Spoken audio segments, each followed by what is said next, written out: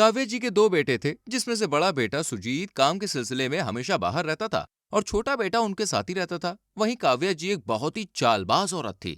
एक दिन की बात है। रीना, बहू कहाँ है? जी माँ जी, कहिए।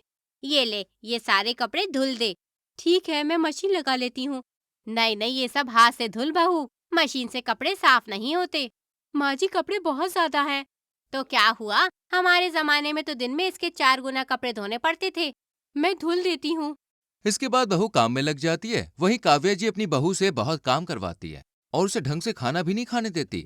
एक दिन डिनर के समय बहू देवर और सास को डिनर परोस देती है और जब खुद खाने बैठती है। तू कहाँ बैठ रही है बहू? अगर तू बैठ गई तो हमें कौन परोसेगा? ठीक है माँ जी।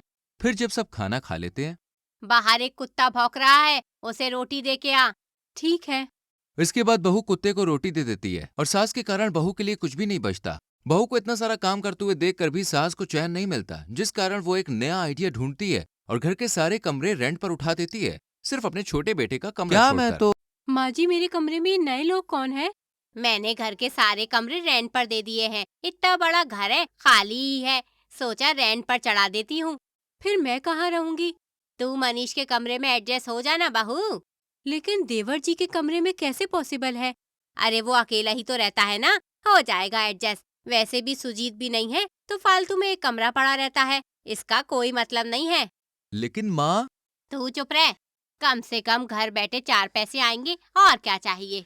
इसके बाद सास बैठकर नोट गिनने लगती है। वहीं मनीष को शुरुआत में थोड़ा अजीब तो लगता है, लेकिन वो कुछ कहता नहीं है। दोनों देवर भाभी एक कमरे में बिल्कुल कंफर्टेबल नहीं होते, लेकिन धीरे धीरे रहते हुए दोनों को आदत हो जाती है और दोनों का बॉन्ड भी काफी अच्छा हो जाता है। वहीं कब दोनों एक दूसरे के क्लोज आ जाते हैं इसका पता ही नहीं चलता।